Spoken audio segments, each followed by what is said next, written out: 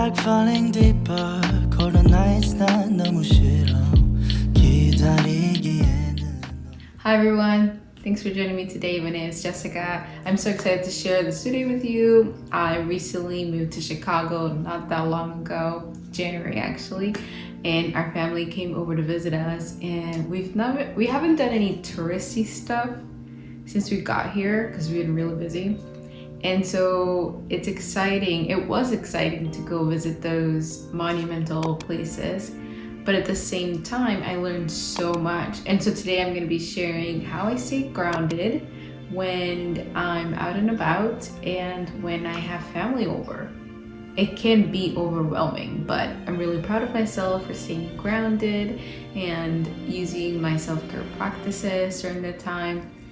And yes, stick along.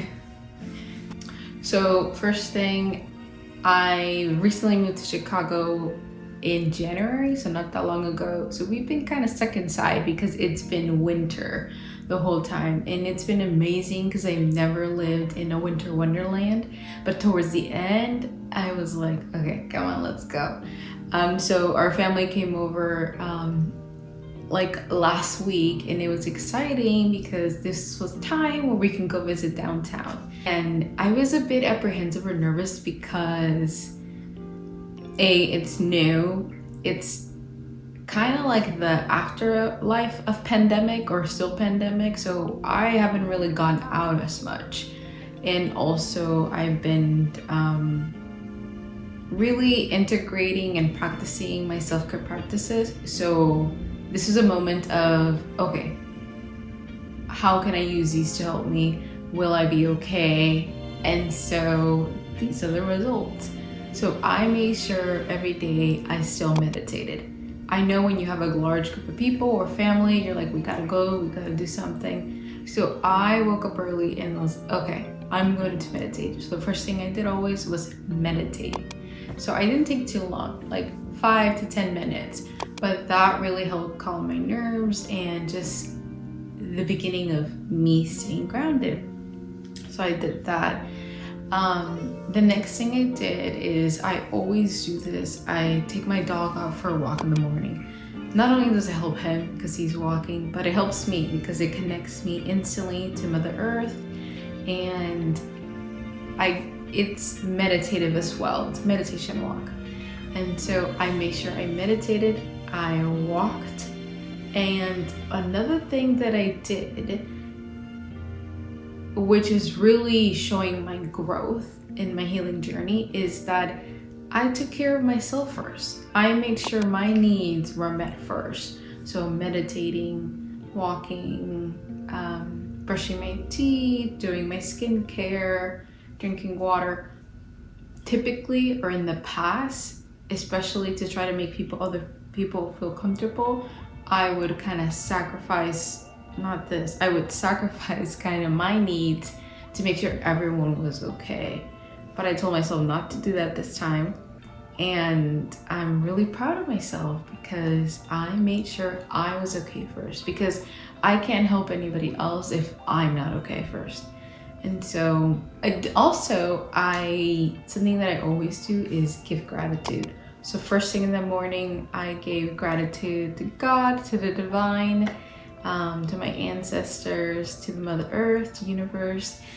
And that really makes me appreciate what I have already and like who I am and how far I've come. And so that's also something that I make sure I do. And I think that's what helped me also enjoy my time and not feel stressed about anything. Okay, fourth thing I did is I let go and have fun. A lot of the times in the past, I would, especially when you're having people over, it's like you want to make sure they're having a good time. But you know what? I kind of just went with the flow. There was a moment, a day, where I was like, okay, we gotta do this, we gotta do that, like let's go, an itinerary list. But I think after that, the next day I was like, okay, just maybe take a back seat, maybe just go with the flow. And so I let go and just let it be. And I had a lot of fun. There's a lot more fun that you have when you just let go and let it be. and just go with the flow and accept what other wants to do too, what other people want to do too, you know? Like if someone else wants to do something else or things are not going according to the itinerary list, it's okay. Like you are grounded in yourself, and also understanding that when you let go and let it be, you flow, you know, you go with the wave. Oh my god, what are you thinking?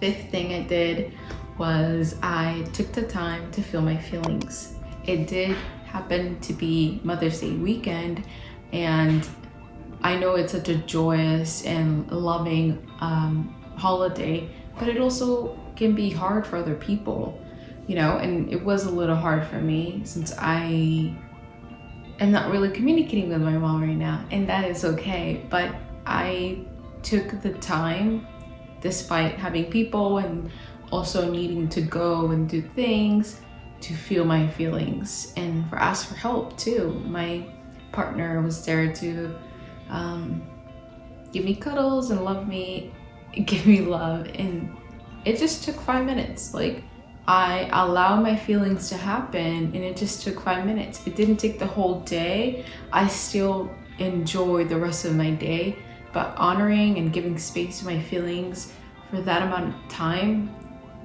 was necessary and something that I've grown to do. Because I think a lot of times we're afraid to feel our feelings because we think it's gonna take forever or it's gonna be really hard. Something that I've learned is to allow those feelings to occur, and you'll find out that it won't take long. It won't take long. So honor your feelings, have those moments, and you can still manage to have a good time during your vacation or your family gathering. Sixth thing, I'm making a list. Sixth thing that I learned is to observe more than you speak. That's something that I actually just always do. It's like sometimes you want to like correct someone or talk a lot or do this, but just kind of stay back and like just observe, look, just listen, you know? I think that really helped, because a lot of times I think it's a good time to observe more than you speak, especially when you're going through your healing journey. Not everyone is doing the same, so there might be things said or situation occurring that you don't approve of or you don't understand, and that's because everyone has their own journey. And so I think it's important, at least for me, to just listen, to just observe. And then there's always a time to talk and speak. And it's more like you're able to take your time to make a conscious decision of what to say, or just consciously speak. Do you feel me? Do you get what I'm saying? And then something else that I learned is that I'm living the slow life, slow living, and the energy that my family brought was very fast paced. Like, let's go do this, let's go do that, let's move on. And I'm like, okay, like you're moving so fast. And so one thing that I learned is to still have a good time despite the chaos. And I didn't realize until I reflected after that they were living a really fast life and I was living a slow life. But I learned so much from that. And I learned that I can still enjoy that or find a balance in between. Because I really had a good time. It was really enjoyable, even though there were some moments where I was like, it's almost like holding on, like, okay, let's go, let's do this. So yeah, despite the chaos, you can still have a good time. And then the most important thing I learned was FOMO. FOMO is real. And like I said, they were living a faster pace. Like they wanted to do this and that, like all day. And I need time to rest and relax. And so one thing that I learned is that it's okay to stay back, to sit, relax, take it easy, even though other people want to do other things, because you want to have fun, you want to go with them too. But the moment, or like deciding to stay back and relax and rest, worth it, because you're ready and recharged for the next day. So despite possibly feeling FOMO, choose what's best for you. And to me, that was resting and relaxing, because I was ready for the next day.